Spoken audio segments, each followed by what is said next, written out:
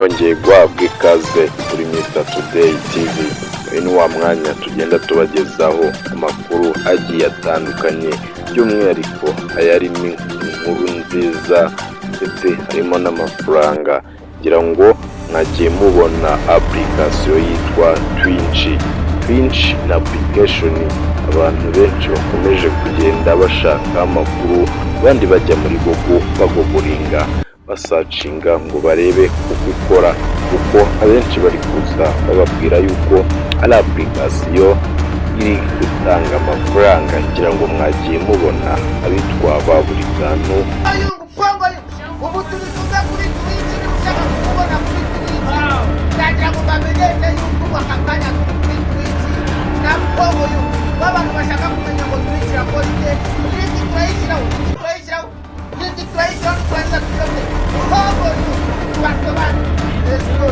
bitwa badumba bakasuko bayamamaza, kuvuga ngo ngiye kugusobanurira uburyo ikora, ariko mbere y'uko nkusobanurira cyangwa wifuza uburyo wayikoresha hanyuma nawe ukajya uhabwa amafaranga wiyicariye iwawe mu nzu, anza ukore subscribe cyangwa following bitewe nawo uri kurebera ino video.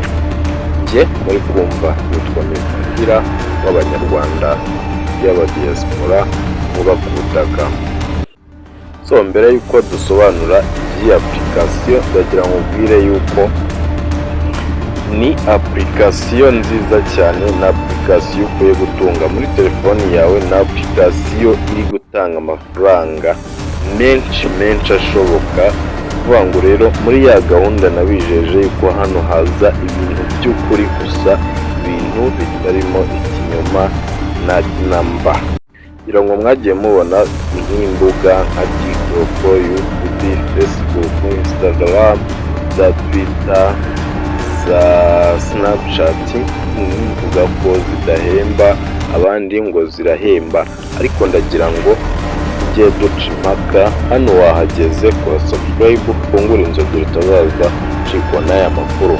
Ubundi iyi application uburyo ikorwamo, ntabwo ijyaho video, ntabwo uploadinga video nka TikTok cyangwa Facebook cyangwa Instagram cyangwa YouTube. Ni application ikoraho cyitwa live stream. Ni application ikoraho live stream. ubu tuvugana genda usacingeho umuntu witwa Niyoyitarimwe, ariko mbere gatoya urabanza ujye muri App Store, nabyo ndagenda mbibereka nkwereke uburyo wayibona. Hari itari ya nyayo ya application bayita Twitch, application ya live stream.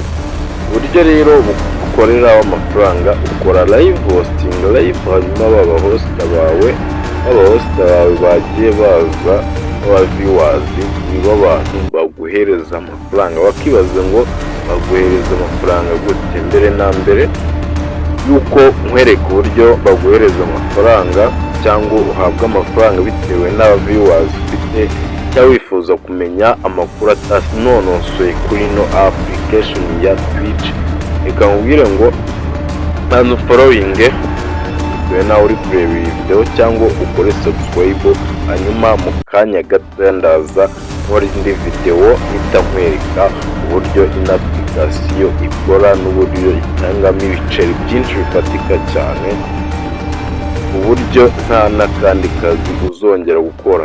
Icyo usabwa ni telefoni yawe no kuba byibuze uri ahantu hagaragara neza ku buryo uri bufate live stream.